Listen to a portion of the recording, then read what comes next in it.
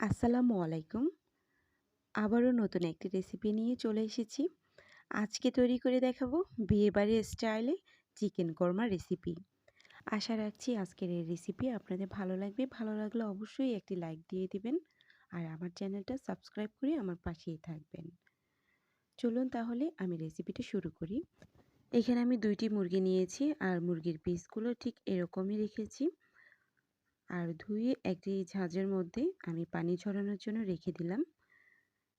এবার এগুলোকে আমি ভেজে নেব। চিকেন কোরমা করার জন্য আমি আগে মুরগিগুলোকে ভেজে নেব। তার জন্য ফ্রাই প্যানে দিয়ে দিয়েছি তেল। তেলটা গরম হয়ে এসেছে, এবার আমি চিকেনগুলো ভেজে নেব। এখানে খুব ভালো করে চিকেন থেকে পানিটা ঝরানোর পরেও তেলটা একটু ফুটে আসছে। আর এই কাজটা কিন্তু সাবধানেই করতে হবে। এখানে 2টি মুরগি প্রায় 4.5 কেজির মতোই আছে চিকেন। তো আমি চেষ্টা করছি এখানে অল্প অল্প করেই ভাজার জন্য, তাহলে সুন্দর করে ভাজাটা হবে। আর এভাবে উল্টিয়ে পাল্টিয়ে আমি গোল্ডেন ব্রাউন কালার করে ভেজে নিব।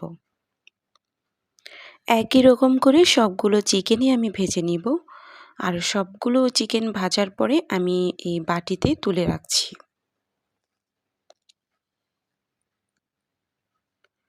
চিকেন কোরমা তৈরি করার জন্য আমার চিকেনগুলো ভাজা হয়ে গিয়েছে। এবার আমি আরেকটা ফ্রাই প্যান বসিয়েছি আর দিয়ে দিয়েছি পরিমাণ মতো তেল। এখানে আমি প্রায় 1.5 কাপের মতো পেঁয়াজ বাটা দিয়ে দিলাম। তেলের সাথে এবার পেঁয়াজ বাটাটা আমি একটু নেড়েচেড়ে ভেজে নিচ্ছি। দিয়ে দিচ্ছি এলাচ আর দারুচিনি। 1 টেবিল চামচ পরিমাণে আদা বাটা দিয়ে দিলাম। 1 টেবিল চামচ পরিমাণে দিয়ে দিয়েছি রসুন বাটা। এবার আমি দিয়ে দিচ্ছি 100 গ্রাম বাদাম বাটা।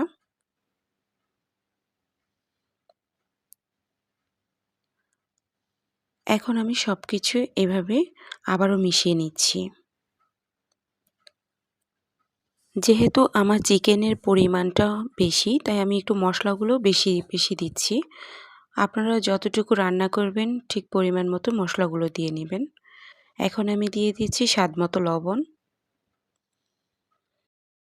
আর এখন দিয়ে দিচ্ছি 1/2 লিটার পরিমাণে লিকুইড দুধ।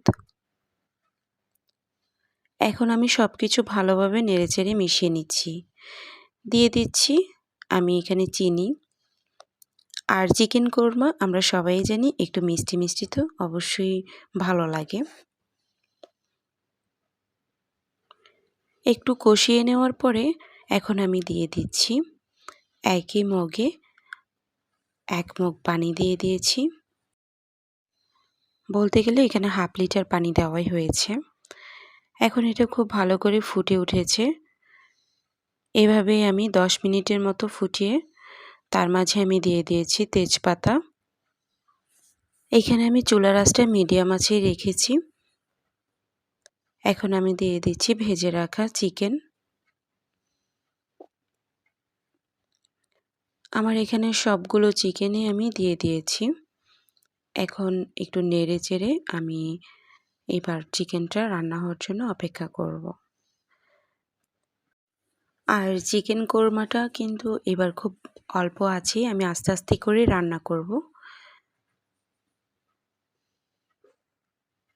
চিকেনের পরিমাণের তুলনা আমার এখানে কিন্তু পাতিলটা একটু ছোট হয়ে গেছে, তাই আমি এখন এই পর্যায়ে পাতিলটা চেঞ্জ করে নিয়েছি। এর চেয়ে একটু একটা বড় পাতিলে আমি নিয়ে নিয়েছি।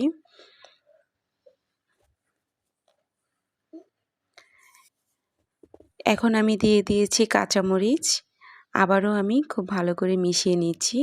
এখন আমার চিকেনটা প্রায় হয়ে এসেছে। ঠিক নামানোর আগে আমি এখন দিয়ে দিব 2 টেবিল চামচ পরিমাণে ঘি। এই ঘিটা কিন্তু চিকেন কোরমার মধ্যে খুব সুন্দর একটা ফ্লেভার আসবে। খেতেও কিন্তু খুব বেশি ভালো লাগবে। চিকেন কোরমা রান্না আমার এখানেই শেষ হয়ে গেল। ঠিক 1 মিনিট পরে আমি চুলাটা অফ করে দিব। আজকের এই রেসিপিটা কিন্তু খুবই মজার। বিয়েবাড়ির স্টাইলে আমি আজকে চিকেন কোরমা রেসিপিটা করেছি। আর চিকেন কোরমা খেতে কিন্তু পোলাওর সাথে বেশি ভালো লাগে। আশা রাখছি আমার এই রেসিপিটা আপনাদের ভালো লাগবে। ভালো লাগলে অবশ্যই আমাকে কমেন্ট করে জানাবেন। আপনাদের সুন্দর সুন্দর কমেন্ট পড়তে আমার খুবই ভালো লাগে। আজকের মতো এতটুকুই। সবার জন্য অনেক বেশি দোয়া রইল। আমার জন্য অনেক দোয়া করবেন। যে যেখানে আছেন ভালো থাকবেন। আল্লাহ হাফেজ।